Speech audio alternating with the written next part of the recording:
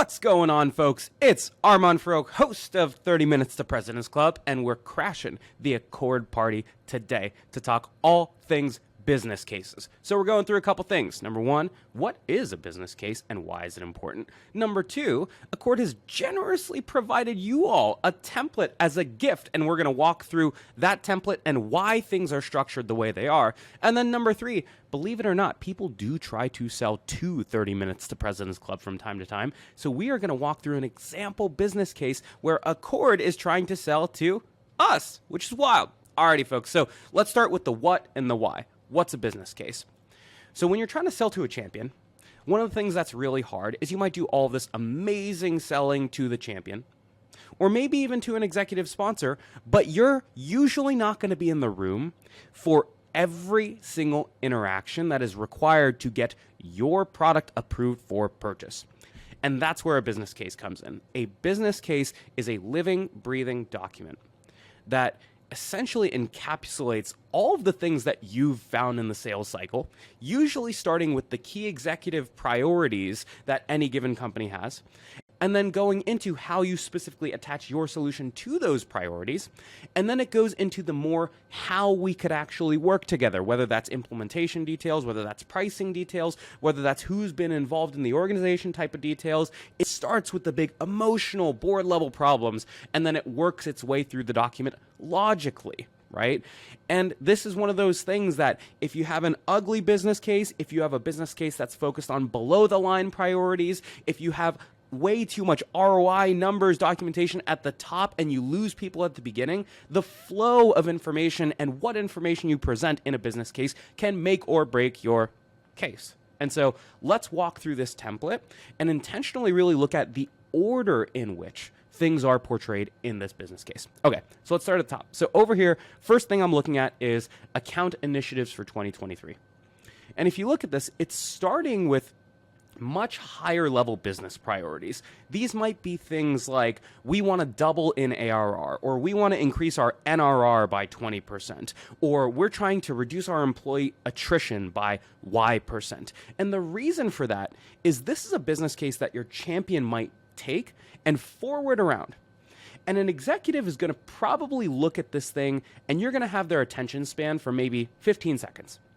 And the first thing you want to see at the top as an executive is that my team is not pulling me into the weeds. They're focusing their efforts on the types of goals that help me hit my board number and help move our entire organization forward. So you're going to put that stuff at the top in the key initiatives, and that will create the initial narrative for why you can even have the right to ask for something else to buy. From there, the business case flows onward. And the next thing oftentimes an executive wants to know is who are the key stakeholders on the account that have agreed to this thing or have seen this thing. When I was a VP of sales, the first thing that I would ask is if I was being brought in to evaluate a tool, I would want to know every single time that my head of enablement has looked at it, that one of my sales managers has looked at it, and my head of RevOps has looked at it. If at least two of those people have looked at it, I know this has been pressure tested. If it's like some random rep on my team and that's it, was sort of going on this rogue purchasing path and then somehow it got to my table because they multi-threaded to me, I'm going to look at this and be concerned. So you want to then show that executive that the key stakeholders that you've involved in the deal are the people that they trust so that they can continue to now understand one of the key parts for you, which is when you can finally start talking about how you plan to support those priorities. So we walked through the key initiatives. We walked through some high-level tactics of what we're investing in to make this initiative successful. But then what we did is we're going more granular into the use cases and the validation. In other words, the specific ways that you are going to help support those various initiatives up top. And then from there, now we go from emotional justification to logical justification. This is where you start to see things like ROI come in under resources, or maybe a SOC 2 report, or maybe other legal or security materials, or maybe there's something about pricing or partnership terms. But if you start with this stuff at the top, you're starting with the disqualifiers at the top, but instead you want to start with the executive and emotional problems, and then work your way into why this is a good investment logically. Cool? All right, so let's go through an example for 30 MPC. So if you look at the initiative cited for 2023, what is typically done is it starts with things like the biggest goals for 30 MPC. So we want to double our revenue from 10 to 20 million bucks in ARR because God knows Nick eats a lot of guacamole. So that's one of the things that's cited up front. And as I'm reading this as a founder of 30 Minutes to President's Club, I'm like, okay, this is all talking about me. This isn't talking about Accord. This isn't talking about their features and their solutions. This is showing me that they've taken the time to actually get to know me and my business and what's important to me as an executive. And then from there, it starts to pivot into some challenges with the macro environment. And again, these are pulling those little sound bites that the rep has clearly gotten throughout the sales cycle and discovery that are preventing me from possibly hitting the goal that I would like to hit. And then it makes it a little bit more crisp and real by putting each of those priorities in table form. And if I skim this, again, the thing that I see, it doesn't matter what the product does. What matters is that the product supports my executive initiatives. And when I skim this table, the first things that I see are strengthen and scale existing partnerships. That's something I want to do. I see maximize partner retention. That's what I want to do. I see win up market. That's what I want to do. And then I skim things like reduce momentum loss during handoff to AMs. Or I skim things like map key stakeholders for each account, involve decision makers earlier. I see these things that I've wanted to do. But yet again, it is not talking about the product. It's just talking about the things that you could potentially help me do to support my executive initiative. And then I see my wonderful co-host has also been involved in the sales cycle. So now that I know Nick has looked at it, honestly, I don't know if I would trust it yet. But in this case, let's assume that I do in fact trust Nick's opinion. Now I know that this has been slightly de-risked as I look at this business case. And then finally, what I can now start to see are other specific use cases around account planning. Oh, that makes sense. That's why you were talking about mapping key stakeholders.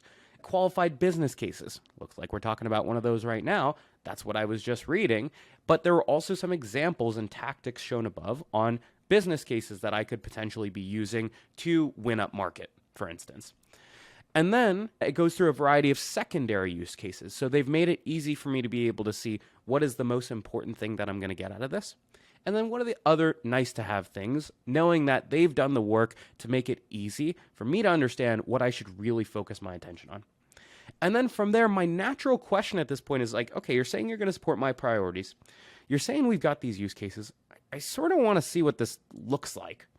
And that's where the resources come in, where I can start to do some digging on my own because now you've got my interest. And these things can link out of the business case or they can be embedded in a business case. But there's a case study. There's a recording of a demo. But if you started with the stuff at the top, you wouldn't have had my attention in the first place. The whole reason that I'm even interested in looking at this stuff is you started with the executive priorities with me at the top, and then you started to get me interested so I could start to poke in myself. And finally, I want to know what this thing costs, and that's when you hit me with price at the end. And if I have any questions, I can reach out to the wonderful rep, in this case, the one and only Mr. Ross Rich, the CEO at Accord, as my final step. Alrighty, folks. So to recap, use a business case to keep the message of discovery that you've gotten with your champion intact as it goes from the director to the VP to the CRO to the CXO level. You want to make sure that business and executive level priorities are what's being sold to internally, and a business case is one critical way that you can enable your champion to run an internal sales cycle of their own while echoing your voice if you cannot get in front of those people on your own. Number two, we talk through the different areas of a business case, and I won't recite every single one of them, but the general flow is you start with the biggest initiatives, what you can do to support those initiatives, who's been involved in the evaluation of you supporting those initiatives, and then everything else that is needed from a technical and commercial evaluation standpoint after you've gotten me emotionally excited. Oh, and then the last piece, folks, you should probably go use this thing yourself. And so I would recommend stealing a copy of this thing, go fill this thing out for yourself, get it 70, 80% of the way there, have your 10 most common bullets that you pull for any given sales cycle, and then just interchange the ones that you use for any given customer based on their unique situation, and go close some deals. Don't lose deals behind closed doors, and always help your champion sell. And Accord is absolutely the best way that can possibly help you win a deal when you might not always be there to sell. Alrighty, folks. Catch you soon. Check out everything we got here going on the Accord page, and they are a wonderful 30 MPC sponsor. Cheers.